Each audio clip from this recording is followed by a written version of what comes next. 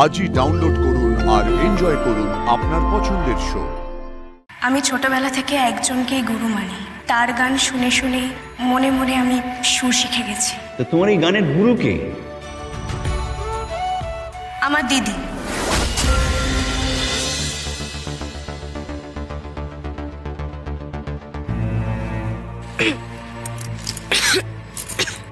এই রে, আরশি তো বড্ড টেনশন করছে। এখন যদি আমাকে হুট করে দেখে তাহলে ওর কনসেন্ট্রেশনটা চলে যাবে। একটু জল খেতে পারি? আরে ডেফিনেটলি। এই তুমি এত হেজিটেট করো না, টেনশন করো না প্লিজ। এই ওকে একটু জল দাও না।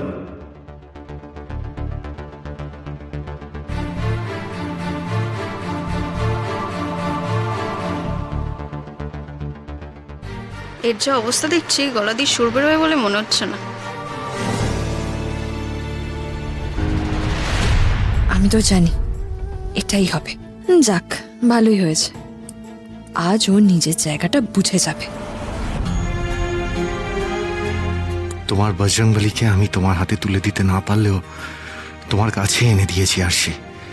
তুমি নির্ভয়ে গাও, মন দিয়ে গাও। আজ যে তোমাকে ভালো পারফর্ম করতেই হবে আরশি, আর তুমি পারবে। তাহলে অল সেট, শুরু করি? চল।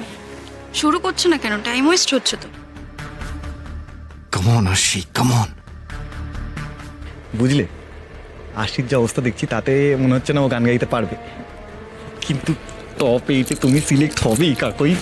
দেখো দেখো।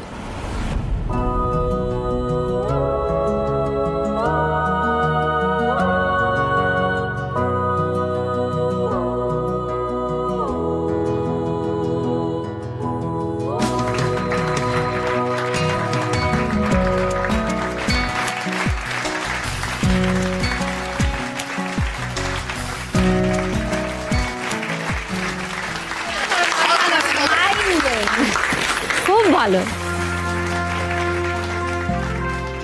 অসাধারণ গানের গলা তোমার আরশি, দুর্দান্ত। আরে আমরা তো মুগ্ধ হয়ে তোমার গানই শুনছিলাম। না না, ফ্র্যাঙ্কলি স্পিকিং, দেখো এখানে সবার গানই আমাদের ভালো লেগেছে, কিন্তু be frank, you are the best of this audition, এবং তুমি আজকের টপ 8-এর মধ্যে সিলেক্টেড।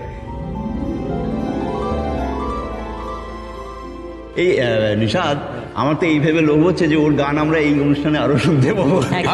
কেউ নেই দাদা। আমি পেরেছি স্যার। আমি জানতাম আরশি, আমি জানতাম তুমি পারবে। ভীষণ ভালো গেয়েছো আরশি। স্বয়ং সরস্বতীর বাস তোমার কণ্ঠে। আচ্ছা, কোথায়, কার কাছে শিখেছো তুমি? ম্যাম, আমি কোথাও গান শিখিনি। কি বলছো তুমি? তুমি সত্যি গান শেখোনি? না, সঙ্গীতের কোনো তালিমই আমার নেই। ছোটবেলায় সঙ্গীতের তালিম নিতে গেলেও এক বিশেষ কারণের জন্য আমার গান শেখা হয় না। কিন্তু আমি ছোটবেলা থেকে একজনকেই গুরু মানি। তার গান শুনে শুনে মনে মনে আমি সুর শিখে গেছি। তো তোমার এই গানের গুরু কে? আমার দিদি। এই কাকু, এই তোমার বোন এসব কি বলছে? হ্যাঁ, আরে তো দারুণ ব্যাপার। মানে কে তোমার দিদি? মানে এমনি জাস্ট কৌতূহল। কাকই মজুমদার।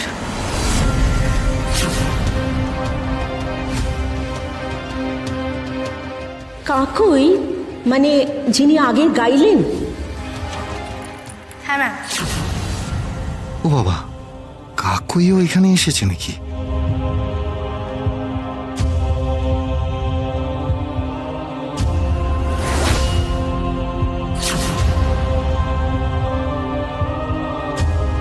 আচ্ছা, তার মানে ও পার্টিসিপেট করেছে, কিন্তু আরশিকে কিছু জানায়নি। উফ, এই কাকুইটা যে কি চায়। উনি আমার নিজের দিদি। আমি যতটুকু গান গাইতে পারি সেটা শুধুমাত্র ওর জন্য। ও দারুণ গান গায়। ও যখন বাড়িতে রেওয়াজ করত, আমি আড়াল থেকে বসে ওর গান শুনতাম, আর সেই গান শুনে শুনেই আমি গান শিখে ফেলেছি। একসময় এই গান গেয়েই আমি ট্রেনে রোজগার করতাম।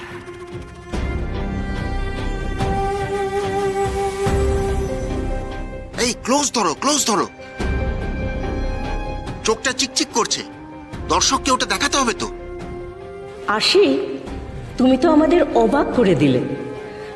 আড়াল থেকে গান শুনে দিদির তুমি গান শিখেছ, আর আজকে তো তোমার অসম্ভব চমৎকার একটা পারফরমেন্স দেখলাম আমরা। আমার না সেই একলব্যের কথা মনে পড়ছে, জানেন?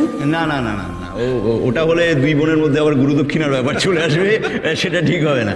আচ্ছা, আমার খুব ইচ্ছে করছে যে দুই বোনকে আমি একই মঞ্চে পাশাপাশি দেখতে চাই। আচ্ছা কাকই, তুমি একটু মঞ্চে উঠে আসবে প্লিজ।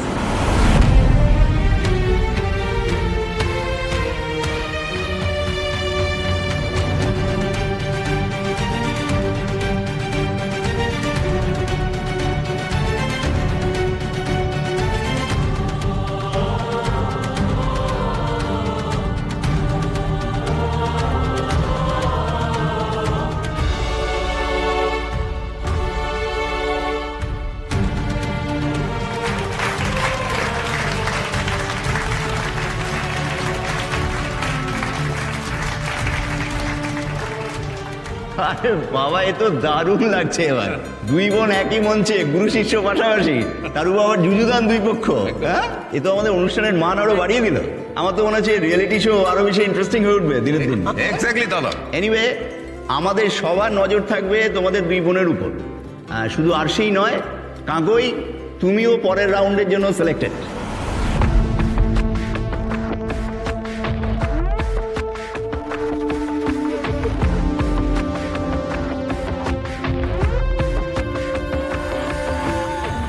জুতো মেরে গরুদান করলি আর সে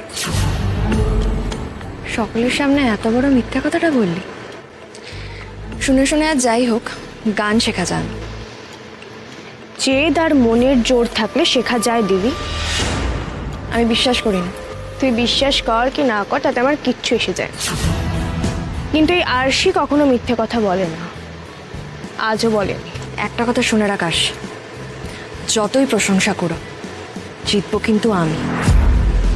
এই বিশাল মঞ্চে শুনে শুনে গান শিখে কয়েকটা রাউন্ডেই যাওয়া যায়, তার বেশি না।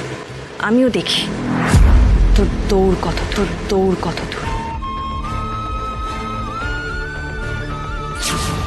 তোকে আমি কোনোদিনও নিজের কম্পিটিটর ভাবিনি দিদি, তুই যে আমার নিজের দিদি। কিন্তু তুই যা শুরু করেছিস, এরপর আমিও এই কম্পিটিশনে তোকে 1 ইঞ্চিও জায়গা ছাড়বো না। হতে পারে তুই গান শিখেছিস, আমি শিখিনি, কিন্তু যোগ্যতার মাপকাঠি শিক্ষায় নয়, পারফরমেন্সে। তুই এখানে গান গাইতে এসেছিস আমাকে হারাতে, কিন্তু আমি গাইতে এসেছি আমার পরিবারের জন্য, আমার স্বামীর পাশে দাঁড়ানোর জন্য। আমি জানি এই শোতে জিতলে আমি যে টাকাটা পাবো তাতে চ্যাটার্জি বাড়ির হাল ফিরবে।